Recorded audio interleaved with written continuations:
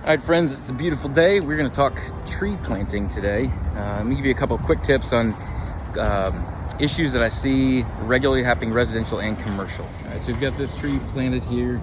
A couple things we see right out of the gate. Well, you don't need these tethers and stakes unless you absolutely, or you're planting in a really high wind environment. So even with something like this, it's got like a 3-inch caliper, 3-inch diameter base. Tree trunk, you just don't need that.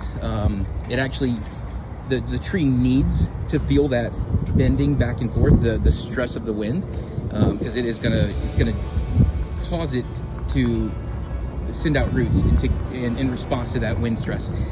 So if you're on the top of a hill, it's a really high wind area, okay, yeah, you may need those.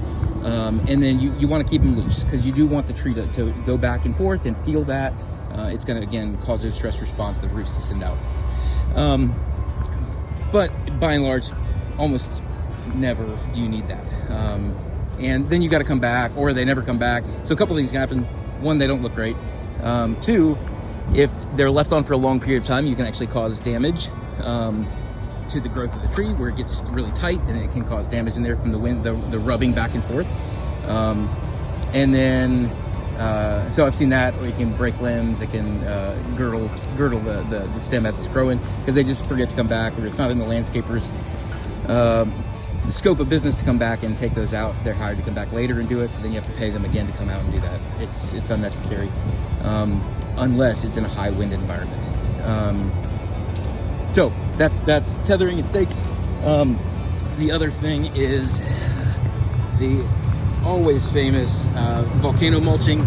So you basically, the bark on the stem, or the trunk, is not the same as the bark on the roots. The roots are made for ground contact.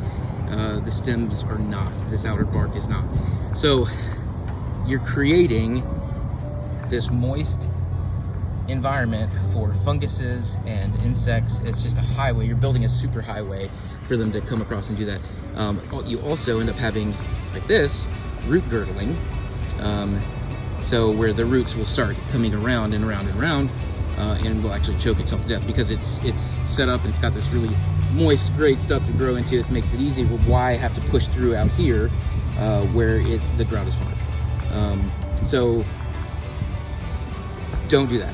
Don't allow your landscapers to do that. And I'm not throwing shade at landscapers. There's some good ones. There's some that are not. There's some that are not educated about trees. Don't ask me about how to prune hydrangeas or how to plant, tulips or whatever. But with trees, you don't do that. You set it about 2 inches above the ground level is where you want the top of the root ball to be. And then you want about 2 inches of mulch, and as far out as you can. So as far as the drip line. And then the other thing is, and actually like this, is the burblers here. Like, I like those. Having it set that close to the trunk, you're gonna be drawing roots close in rather than further out. You want to be drawing the roots out to find that water.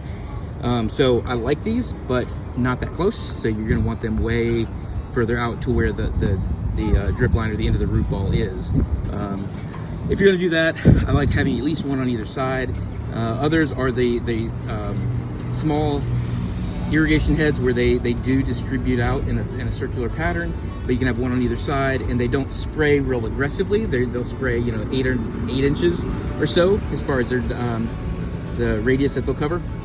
And you can have, again, one on either side. It soaks that area, but you do not want it spraying, regardless of what head you use, you don't want it spraying the stem itself. That is going to cause, again, root rot. Is going to cause decay issues, and you're going to start seeing it because this one's a burbler. You're not seeing it here, but there's a lot of them that are spraying directly into that, and you'll see rot beginning on that side. They're always damp. They're always causing these type of issues. So a couple tips, whether you do it yourself or you hire us to do it. But planting, the method actually does matter. It's not just taking it out of the pot and throwing it in the ground.